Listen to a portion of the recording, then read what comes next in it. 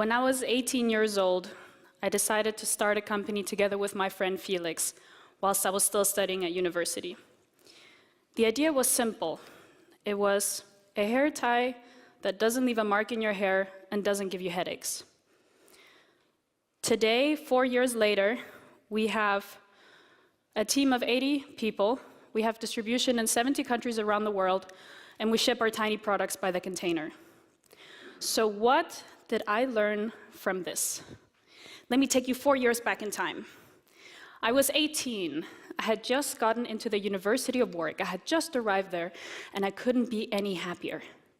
And then, not even 2 months into my degree, I have a crisis, and I realized the only thing I have done so far is party. Party. Go to a lecture or two, I actually did do that. And party some more. I wasn't finding myself, which is what I thought the entire purpose of this thing was. The only two things I seemed to keep on finding were Red Bull and vodka. And there I was looking or thinking about this long road ahead of me to get to my career goals, and I had this feeling like you do when you're sitting in an endless queue on the highway. So one day I got invited to go to yet another party. Bad taste was the theme, and in preparation for that, I was really excited, so I put on a horrendous outfit, some over-the-top makeup, and I was about to leave the door and go to this party when I realized, hey, I didn't do anything with my hair. And then I remembered I have one of these old telephones with an old telephone cord, and I thought, well, if I unplug that and I tie a knot in it, that looks kind of like a hair tie, doesn't it? So that's exactly what I did. I unplugged it, I tied a knot in it, I put it in my hair, and I thought, this looks very bad taste. I'm definitely ready for this party now. So I go out, I enjoy the party, I think. I don't remember so much what happened that night, but I do remember what happened the next morning. So I wake up with a telephone cord still in my hair, and the first thing that occurs to me is, I don't have a headache. Now, for the men in this room, you're probably not going to understand this comment. But for the women, you've probably experienced this. You have a normal hair tie in your hair for a longer period of time, and that tugs on your scalp, and that gives you a headache.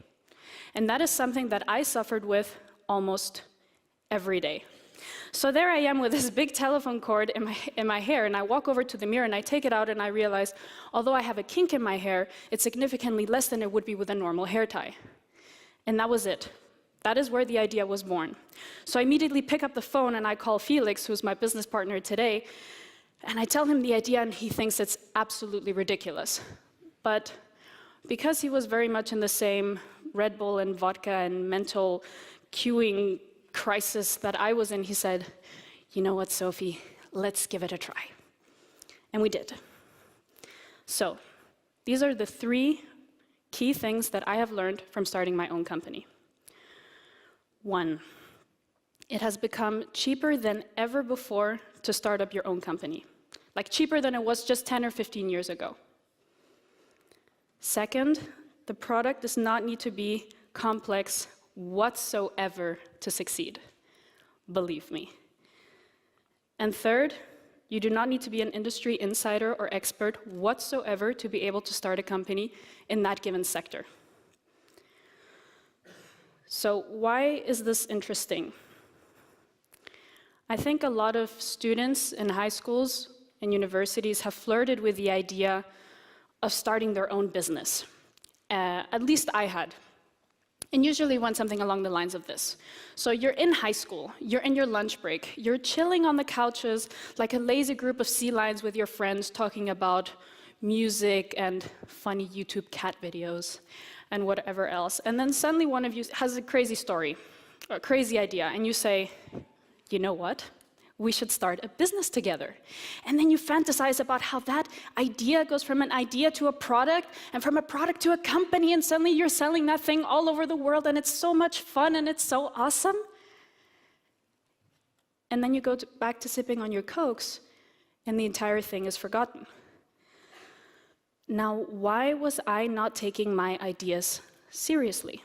Why are these ideas never actually given a chance to become a real business idea? Why? Well, I can tell you why I never did before my idea of the hair tie. Because it was my mindset. It was the way I imagined my life would, but more importantly, should progress. And it included the 4 following steps. Step 1, get a bachelor's degree. The purpose here is to find yourself and figure out what key markets and segments you're interested in, becoming a whole person kind of deal.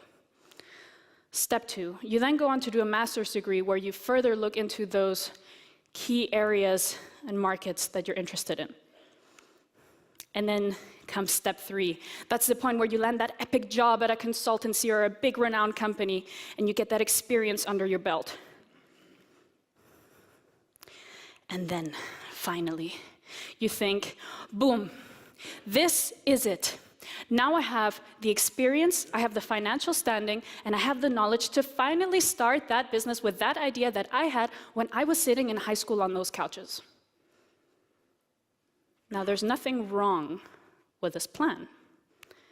However, I have learned that there exists a dramatic shortcut to it. So these are the 3 key things that I have learned that I know now that I did not know when I was 18 and I started my business. 1, it has become a lot cheaper than ever before to start your own business.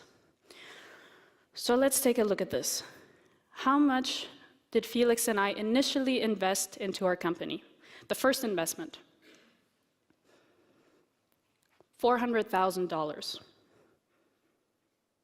Okay, I'm just kidding. It wasn't $400,000. $4,000. $4,000, that is it. $4,000. For those of you who do not have a value for money, $4,000 gets you the equivalent in England of about 1,350 vodka Red Bulls, I checked. Okay, so let's look at a breakdown of where these $4,000 went. The first thing we had to do, once we had the idea, was to look for a producer. We found that producer on the internet, so that was for free. We then very quickly realized, okay, we need an agent to communicate with that producer. We found her on the internet as well. That was also for free. And all the communication we did with her was either via emails or via Skype, so that was for free. I'm not going to count in the cost of the internet here because we were university students and internet is complimentary. Then the first thing we actually had to invest some money into was Photoshop, because we realized, hey, we need a logo. So that was about $130. Then we realized, well, we should probably make a website, an online store. And after searching on the internet for a bit, we found Shopify. And Shopify is a lovely website which allows you to put your own online store on there absolutely for free for a trial period of 14 days. So that's what we did. Then mine and Felix's time investment. I would say for free, probably even saving money by working late nights and not doing something else instead.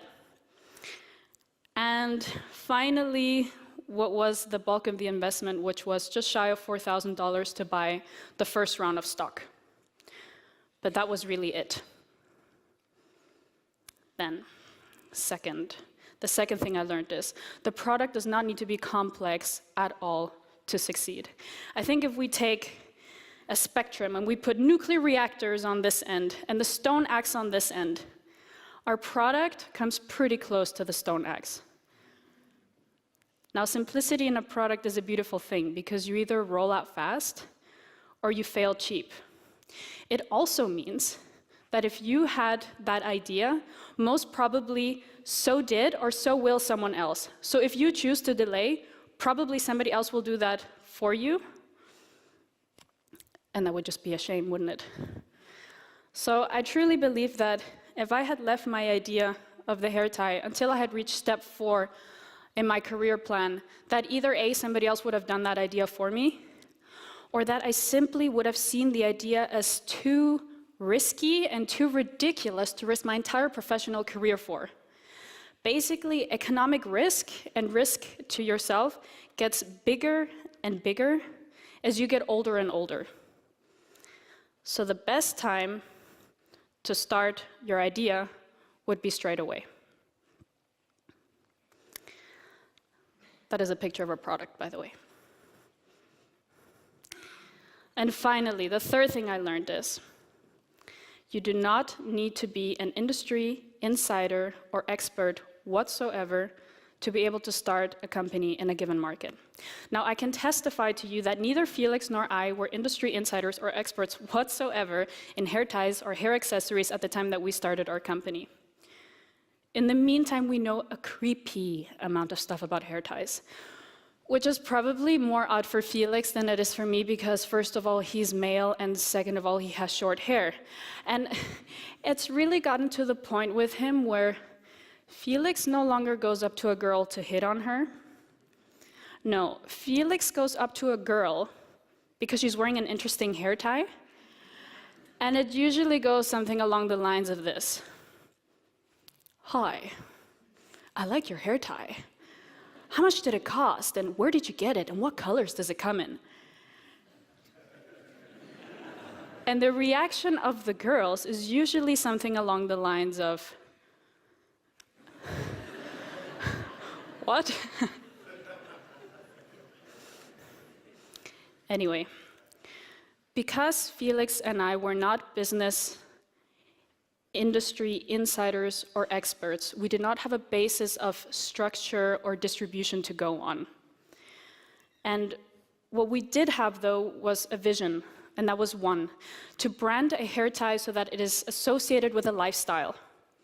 And what that allowed us to do is not only sell our hair ties into the traditional outlets where you would find them, such as drugstores and department stores. No, we were able to sell them into hair salons, pharmacies, retail, fashion outlets. I mean, we even sell on airlines. We sell on cruise liners. And what that allowed for us is to get a period of essentially exclusivity in those outlets where we really had time to build our brand and establish ourselves in those markets.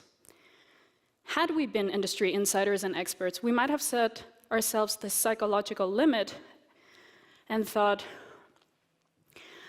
maybe there's only so many outlets we can possibly sell our product in, and maybe there's only so much branding that you can do for a hair tie. Now, at this point, I wish to repeat myself. There is nothing wrong with a traditional career path. In fact, it can be so great for so many people. What I am saying is this. If it is your dream to someday start your own company, run your own company, and work towards that every day, then consider taking the shortcut. Consider speeding on the curb. Consider starting your business before you have family obligations, before you have a CV to squander, and before you have a mortgage. Basically, start your company now while the risk is still low. What is the worst thing that can happen if you're a student at university and your business fails? You probably lose something along the lines of the equivalent of 1,350 vodka Red Bulls. Maybe a little bit more, maybe a little bit less, but that's it. And I can guarantee you, you will have learned so much along the way.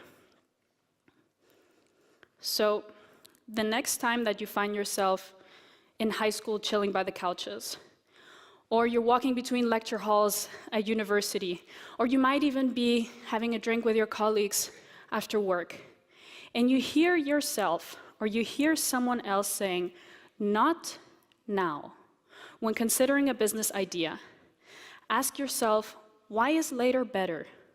Why not now? Thank you.